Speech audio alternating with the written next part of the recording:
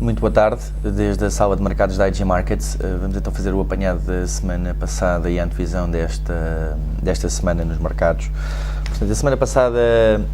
ficou essencialmente marcada, primeiro no Reino Unido, pela divulgação das minutas da reunião do Banco de Inglaterra, e aqui nós notamos que tinha havido uma alteração relativamente à reunião do mês anterior. Um membro decidiu apoiar novo quantitative easing e foi divulgado que teria sido aflorada a possibilidade do banco enverdar por novo quantitative easing, o que não é, digamos, o que não estaria em desacordo com a evolução que a economia do Reino Unido tem tido, que acabou por ver revista em baixa ao crescimento do PIB para o primeiro trimestre e de menos 0,2 para menos 0,3 e, portanto, confirmou-se uma recessão técnica, daí que se a situação na zona euro piorar, nomeadamente no que diz respeito à crise de dívida soberana, é perfeitamente normal que o Banco de Inglaterra possa enverdar por novo quantitative easing e, naturalmente, a Libra ressentiu-se destes dados. Os Estados Unidos, a semana passada não ficou marcada por grandes dados económicos, portanto, foram divulgados os pedidos de subsídio de desemprego, que se mantiveram nos 370 mil, houve uma diminuição de 2 mil relativamente à última divulgação, mas na Europa aí sim nós tivemos a divulgação de dados muito importantes, especialmente na passada quinta-feira. Eu começaria primeiro pelos PMIs, portanto o PMI compósito, portanto os PMIs, já se sabe, são essencialmente indicadores de atividade económica, uma sondagem à economia real, e portanto o PMI compósito, que acaba por aglomerar indústria e serviços, acabou por passar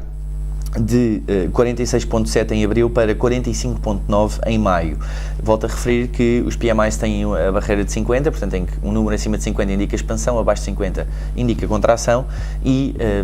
estes dados de 45,9 no PMI compósito são consistentes com o PIB da zona euro a contrair a um ritmo de menos 0,5% no trimestre. Portanto, isso é um acentuar, digamos, da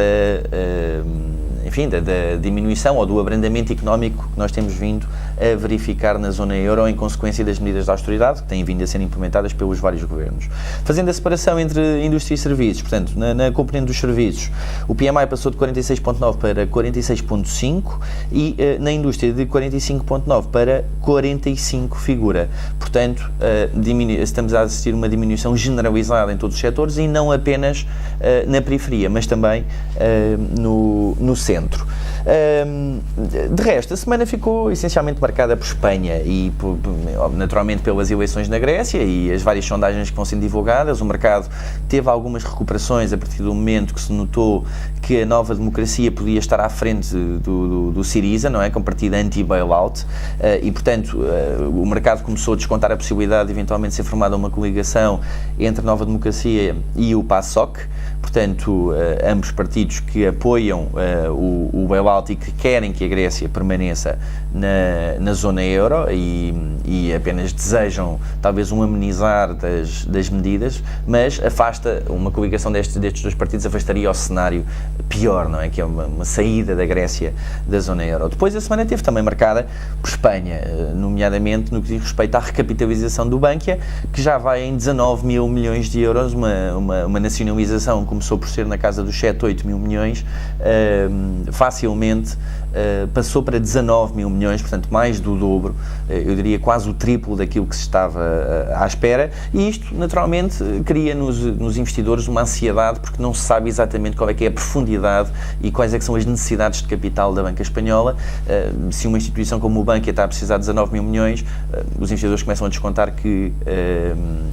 outras instituições possam necessitar igualmente de valores muito grandes de reforço de capital e, não é portanto de estranhar que o IBEX tenha tido um underperform relativamente ao DAX ou ao CAC ou ao FTSE e tenha arrastado com eles também o MIB italiano, o PSI 20,